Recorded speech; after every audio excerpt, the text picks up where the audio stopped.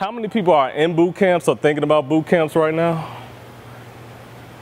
All right, do we have any CS students or CS grads? All right, and then anybody that's just self-teaching right now?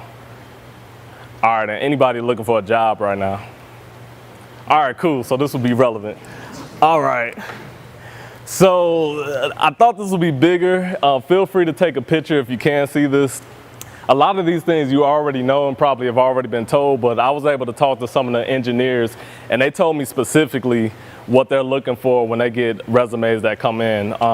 So they are actually looking at your GitHub. I know that's like something you guys always told us, your GitHub, portfolio, LinkedIn, and I could see them and hear them when they're actually getting these people in. Like, and Mike is looking through these, they're looking at this stuff. The guy that hired me actually mentioned my blog, my Medium articles. So the things that people talk about is true. This team actually is looking at all this stuff. They really do care.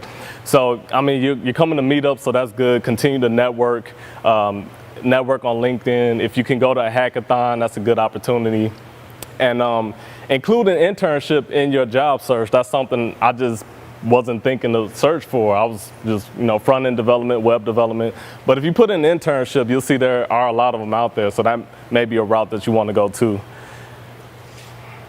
All right, so this is just a little piece of advice that I wanted to give. If you have been on the job hunt kind of train, you're probably going to get a bunch of emails that look like this, that has all these cities that you never said you want to work in.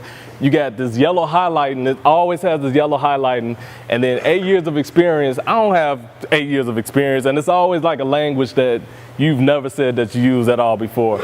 So I kind of suggest getting a Google phone number at voice.google.com so that the calls that are coming in will not be going to your phone, because it's hard to get the recruiter calls to stop, especially when they're completely irrelevant to what you're trying to do. Piece of advice, it could get really annoying. Same thing with an email. You may want to consider getting a separate email or putting a filter or something on your email, because yeah, it's pretty relentless. People that's been through that know what I'm talking about.